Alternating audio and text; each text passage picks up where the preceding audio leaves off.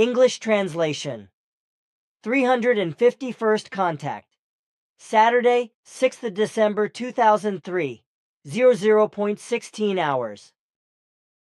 Be greeted and welcome, my friend. It is a pleasure to see you. Although you are here 2 days earlier than I thought. But the work is all done, so you can take everything with you. That is why you are here, yes? It is also a pleasure for me to greet you and to bring you greetings from all who know you. But regarding your question, yes, I came here to pick up your work. Actually quite funny, because everything is stored in the control panel where you can just pull the data off.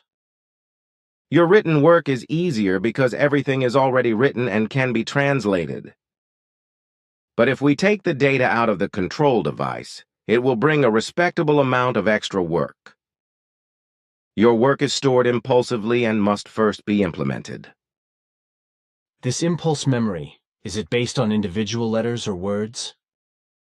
The whole thing is based on your very extensive vocabulary, which falls outside the usual norm. Eh? Now just say that you have saved every word I know. That is the point of my speech. Terrific. That is true of your vocabulary. Never mind. I did not want to hear that. Let us talk about something else.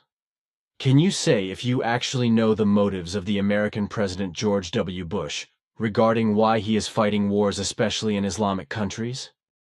In my opinion, this guy believes that he is called by God to eradicate Islam, and therefore he is waging a real religious war against Islam. But he covers it up by saying that he is only fighting terrorism. Bush was an alcoholic and converted to evangelism because he believes that God appeared to him and in whose name he is now the angel of revenge against those of other faiths, especially with regard to those who believe in Islam. He actually lives in the delusion of his sectarian faith, out of which he also suffers from the delusion that his God has given him a sign and commissioned him to wage war against those of other faiths. His delusion in this respect goes so far that, as a captive of his sectarian faith, he can no longer distinguish between imagination and reality, and in addition, in the delusion he boasts that he has been directly commissioned by his God as an avenger. He expresses this in all his stupid and very unintelligent idioms, as well as in his movements and gestures, which bear witness to incredible self-importance and unsurpassable megalomania.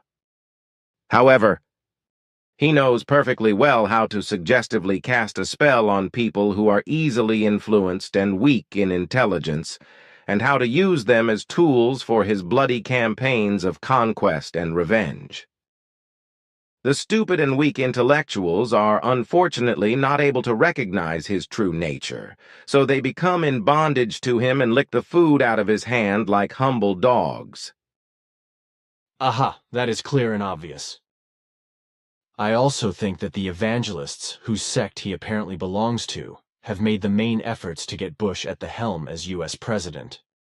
In general, I would also like to say that all religious and sectarian fanatics, fundamentalists and conservatives are very dangerous creatures, because in their delusion of faith, their signs are hatred, vengeance, and a desire for revenge, which is why they cry out for torture, the death penalty, war, terror, and destruction, and do everything they can to indulge this delusion and make it a reality. And whoever is a supporter of torture, the death penalty, war, terror and destruction and all other related evils cannot and must not justifiably call himself or herself a human being, but only an incredibly primitive, unscrupulous, irresponsible, unfit for life, and miserable creature. You hit the core of the matter very accurately. War is terrorism, just as terrorism is war. War and terrorism are always and in every case directed against innocent people, no matter whether the background of war and terror is religious, sectarian, political, philosophical, or otherwise ideological, caused and triggered by state powers, religious leaders, dictators, or other lunatics and madmen. And they are all the same, as is the case with U.S. President Bush. Namely, that they also assign murder, war, death, terror, and destruction to others who carry out murderous machinations such as war, terror, death, and destruction. The latest examples are Afghanistan and Iraq, two countries where the resistance of the natives will stand as long as the invaders are not driven out. In both countries, as in the rest of the world, there will only be peace when the world domination-obsessed USA powers of the entire military of all kinds and economy return to America and stay there. Only then a way to a worldwide peace will slowly open up, which will still have to be worked towards for many decades. For my part, I estimate that if the world were finally to become free of America's powers, if the Americans were actually to withdraw to their country, and if real and logical peace efforts were then made worldwide, it could then take between 50 and 80 years to create real-world peace. The whole thing would have to be under the patronage of a world government, but one that guaranteed each country its own security and administration. But the USA would have to be excluded from the outset as the seat of the world government, because such a government could only be located in a neutral place, which would be best created somewhere in a mountain range or in a desert. This corresponds to our actions about 52,000 years ago. That is where I got the idea from.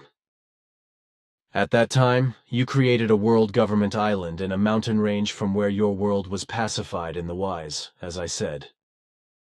Simyase once explained that to me. You also talked about it once. That is correct.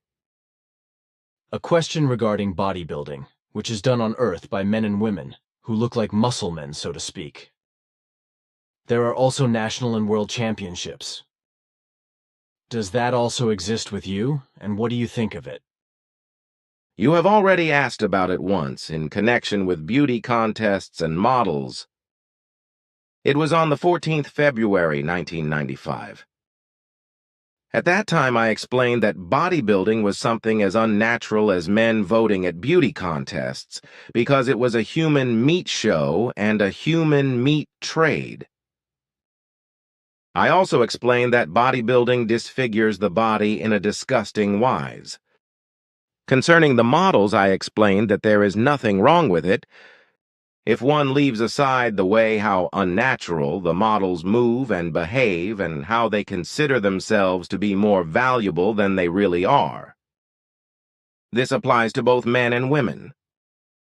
Bodybuilding, as practiced by terrestrial human beings, is generally frowned upon because bodybuilding disfigures the body to such an extent that it has an unaesthetic and nauseating effect.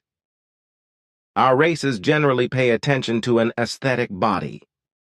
However, this crude manner of disfiguring the body was also common among our ancestors at a very early time, when they were still attached to certain forms of primitivity in terms of aesthetics and the development of consciousness.